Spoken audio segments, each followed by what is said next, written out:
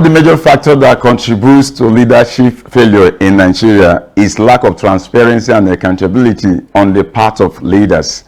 And that cannot be corrected if the citizenry are not meant to be aware of the importance of participating in governance process. Welcome to Bridging the Gap on Celebration TV. I am Nwabueze, and I would like to let you know that this edition is a special one package for the 6th anniversary of Celebration TV. I'm glad to know that you are here. Today we'll be discussing on how to engage your leaders to perform. How do you engage your leaders to perform, especially after election? But to do judgment to this topic, I want to let you know that I am not alone in the studio. I have someone that is going to be discussing that with me. You want to know who the person is? That will be after this time out. Stay with us.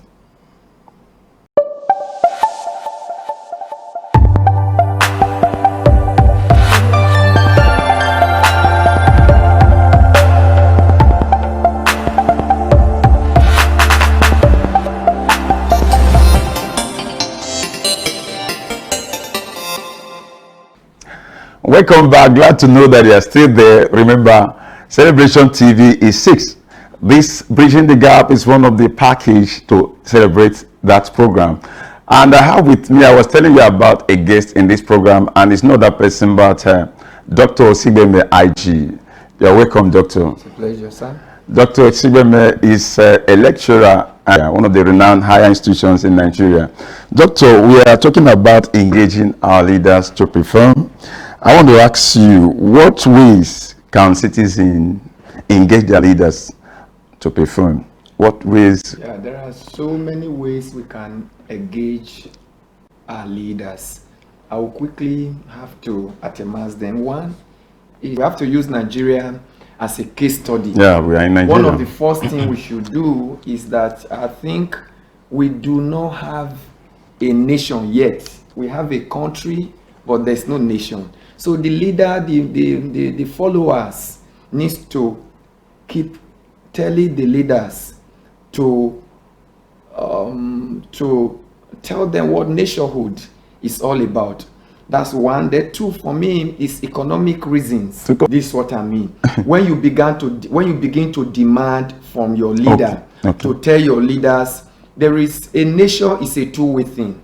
What the leaders do to you, and we make you to know that you have a nation. So if the leaders, if we have a country where the nation is not, or the country is not responsible to its follower, that will affect the way that people will respond to their country. The popular thing you hear in Nigeria is that, where are you from? Are you an Igbo? Are you an Hausa? Are you a Yoruba? But you do not hear, you will hardly get to a bus stop, or you hardly get to anywhere, and you hear in Nigeria say, I'm a Nigerian.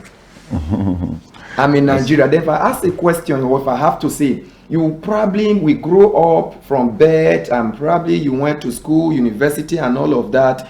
You cannot pinpoint to say, this is one thing the country has done or is doing to be responsible to me. We always quit to quote the American president that said, always think of what your country will do for you, think for what you will do for your country. But before you talk of that, you just imagine you give birth, your parents gave birth to you, you grow up, you don't know your father, you don't know your mother, but you are now an adult and you are told to be responsible to your father and your mother. That would be abnormal and misnomer. So, but are you wanted to itemize some things? Yeah, I was telling you, one is that the citizens should begin to demand for nationhood. That be responsible to me so that I can be responsible to you. Then two, we should be demanding for a sound and good economic growth and development. Three, we should demand for security. And I want to quickly say, yeah, it's good we itemize this thing, but we actually have a problem. The problem we have is that if you grow up, and you grow up in a society where everybody walk about naked, you see nakedness as the ideal. So we've all been brought up to grow up with society where things are not done well. So the first thing we should do is education. Okay. Education does not mean certification. We should get that right. Oh, that. Yeah, it's a two different thing. You may get certified and you are still not educated. For citizenry, how do they place what's medium? The first thing is engagement. And what are the media of engagement?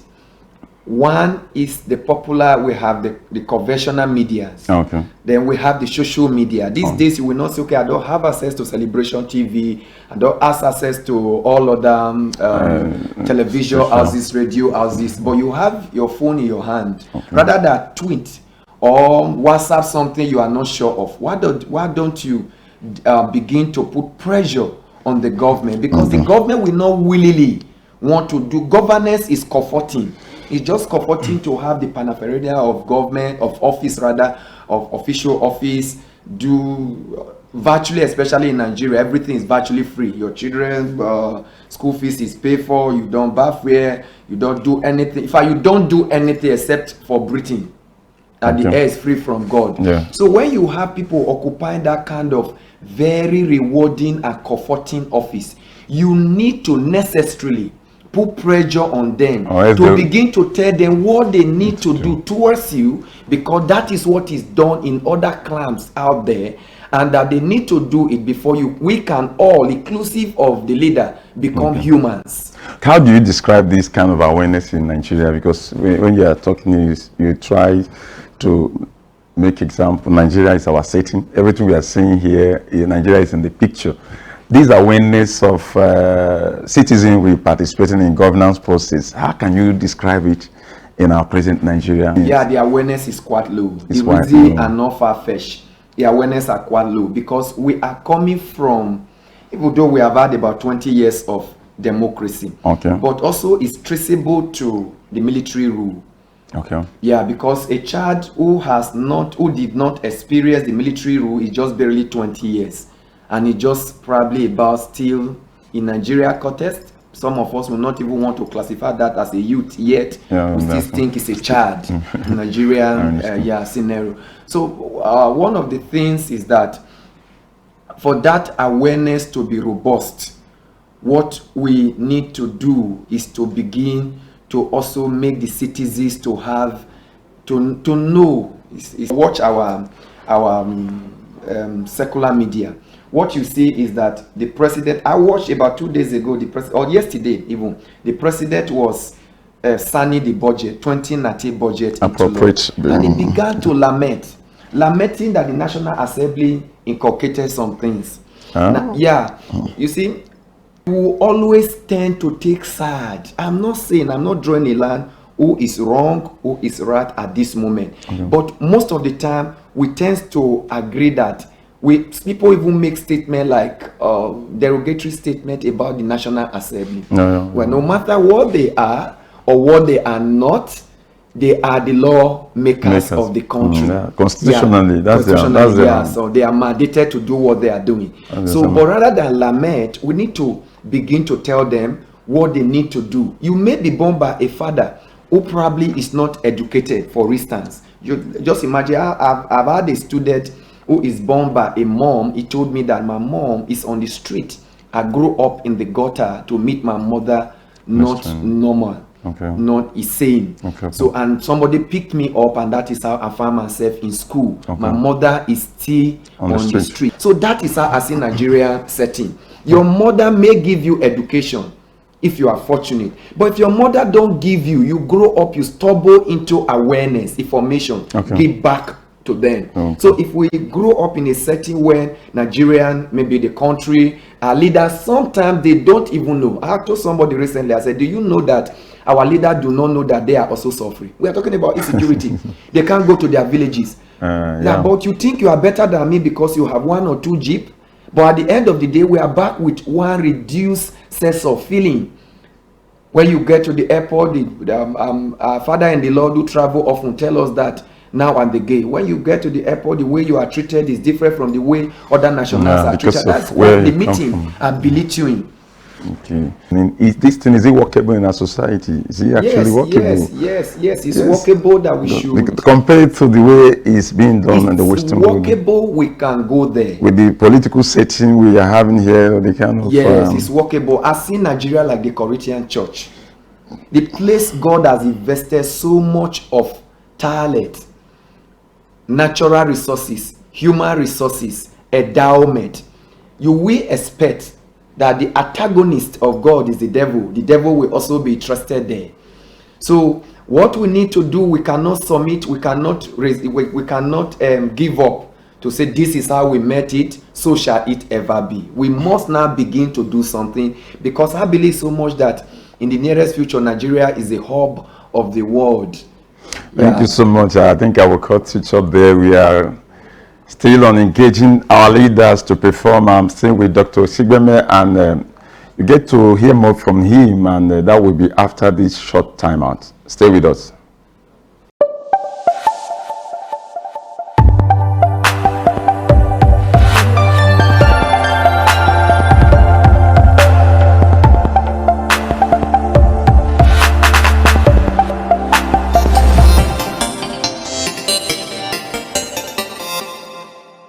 Glad to know that you are still there. I am still with Dr. Sigbeme Aichi in the studio. We are still talking about how to engage leaders for them to perform. Doctor, many Nigerian citizens would have loved to do what you are doing, because all they need is to get the right dividends they expected from their leaders. But do we have what are the factors that are affecting them not to perform? Many of them are not engaging. Many of them are doing this engagement we are talking about. What do you think has been the reason? One of the foremost, you just struck something very interesting. One of the foremost factor is that when you do not even know you are. Now that's when you mentioned education. Know a product, they said the abuse of it becomes inevitable. Okay. So the people do not know the place of citizenship. Okay. People do not know that they have power. Okay. So people do not know that they can place a demand. People do not even know that when people in government rather, come together to take decision, they also are mindful that how are we going to be perceived outside there? Will the populace accept this? They do not know. They just feel that even when they talk, even peaceful protest people do outside, people just think that those in government are really not perturbed. They are perturbed. They are disturbed. Okay. They also want to get to know that, whatever decision we are taking, people applaud us. So when you know that what you are doing is making effect, you begin to mount it the more. It's like prayer. As Christians, we pray. But if you are not be assured by the Bible that your prayer is getting to God, just imagine just waking up, muttering things, saying things, and you do not know that it's getting somewhere. But we have a situation whereby educated people seems to be silent. Some of them are afraid. And because when you are talking about awareness, that with education, but we have a situation whereby you have people that are educated, but they are not doing anything to engage the government. When you say education, like, I said it before, maybe what you are still referring to is the conventional education. Is that when you are suffering, does education remove fear that you are suffering? Okay. It's a big problem. Okay. A lot of us have grown up in this country, have never traveled anywhere, have never also been exposed by book reading. You may not have traveled, but if you expose yourself reading books, interacting with people out there, you will know what is obtainable out there. If you grow up in a school where you have to, in university, you have to do some manual labor yourself, you just think that even when you get to Harvard or Yale University, that is what is obtainable because you've not been there. If you've not read about it, you think that is what it is. So first of all is that we need to globalize our mind. Somebody can be a professor and have a very narrow mind that is not wide. I've seen a situation whereby some people that are voicing out on issues about the governance, and many of some non-governmental organizations that are trying to be like a watchdog to the governance, and I discovered that some of them are being indicted in one way or the other, and then it's making some people to be afraid of saying anything, even when they are educated. Yes, so good one. I think one of the things we lose focus on is that when you want to engage, there are what we call constructive criticism. Okay. You must be constructive. I can't just come to you and tell you, you don't talk well, you are not dressing well, I don't like your heart, I don't like your stature. No. First of all, applaud something there. There is no, even if you pick a literal animal to preside over a group of people today, it's very unlikely that the animal will not do one thing correctly. So why do you not first of all applaud that thing the person is doing well and tell the person how, if you say you are not doing this well, why don't you also present an alternative of how it can be done better and buttress it with example of how it's done in the US, in China, in UK. Give example in Ghana, neighboring African country here. So when you give example, you are not telling the person, I'm not just be arbitrarily. There are things I'm giving you a pointer to. When they why see can't the facts. we be like these people? Let's say for security, for instance, I was in Ghana, I could wake up at 2 a.m. and took a stroll of 2 kilometers away from a hotel room and without anybody harassing me. But I just came here in my house that I built myself. I cannot even come outside of the door to the gate at night because I'm afraid that I may be kidnapped, I may be killed and all of that. So you are saying that they have to be constructive in their criticism. Yes. But the question is that if you're having a government that is not listening, people are making effort, speaking, being constructive in their speeches, but the government is not responding. I believe that they are not doing enough. And these people, the government or the government citizen is not doing enough of listening. Yeah, because when you listening, we expect a response. The response tells me that you are listening. You need to know that the things we are telling our leaders are not actually, they are having effect. If we think that, okay, I spoke the other day, I did a video, they said it went viral, but it looks as if the government were not responsive, the thing is still there, it's making impact. Do more. Okay, thank you. Still on engaging the government for them to perform. I want you to, is there any way citizenry can have a say in the budgeting or allocation or spending of their funds? Is there any way? So much. I'm aware of non-governmental organizations like Budget who took upon themselves to do monitoring of the budget. Now, today, I'm aware that today, in the conference room of Ministry of Finance, they are doing the breakdown of the budget. This is where we missed it. How many people are there to get the breakdown of how many projects are allocated to my senatorial district, my constituency, my local government, maybe by extension, my village? When you know that it's allocated there, you begin to ask questions. We have the Freedom of Information Bill. So you can actually demand that this information is given to you. And I believe that the government, by the law that is that the law today, they cannot refuse. So if they give you that and the resources are released, begin to follow it. Who is the contractor? And begin to ask the contractor. Once people know that you have awareness, there's a limit, there's a check, a natural check on them. If you drive on the road and police do not know that you know your right, that you are not meant to show your paper, come down, search your pocket, they will make you do beyond all of that. But when they know that you are aware that that is not their mandate, they are put on a check.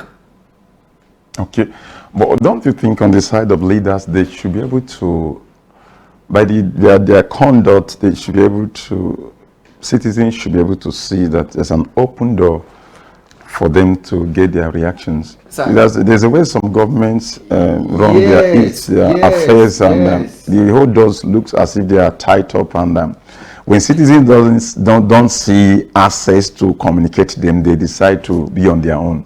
What do you think the government should do in order, because they need the reaction of those citizens for them to govern with? The excess of NGO, civil society organization, all of these are pressure groups.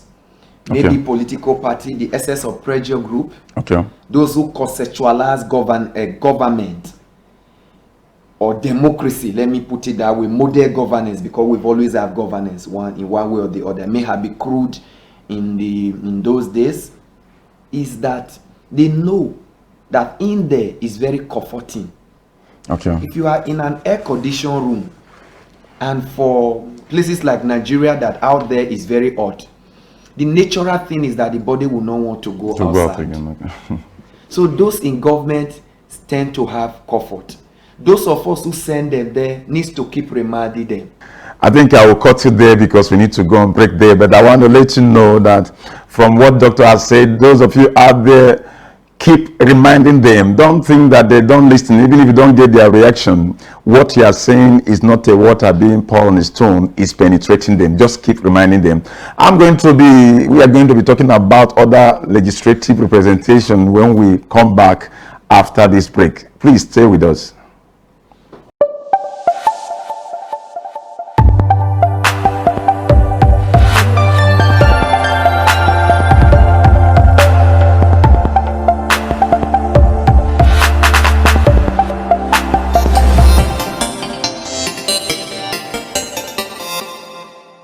Welcome back. Glad to know that you are still there.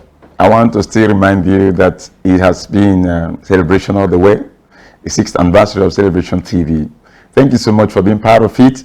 We are on Bridging the Gap, a special program as one of the packages designed for you for this celebration, and I'm glad you're there. We are talking about how to engage our leaders for them to perform. Doctor, we are talking about citizenry engaging leaders, but we do have representative legislators in the different level of government. Is it not the same assignment they are doing? The ideal expectation is that when you have the honorables, the House of Rep, you have the senators, the House of Rep are representing the citizens, the masses, to know what they want. But actually what is obtainable, how many of us have seen an House of Rep member come and he say, I want to engage my constituency. Engagement, yes, is not robust enough from the government to the led. That I agree.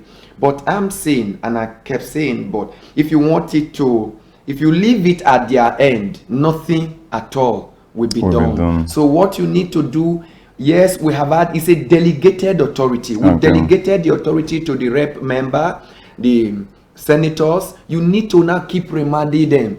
You need to them themselves need to be engaged too for them to be able to do their representation.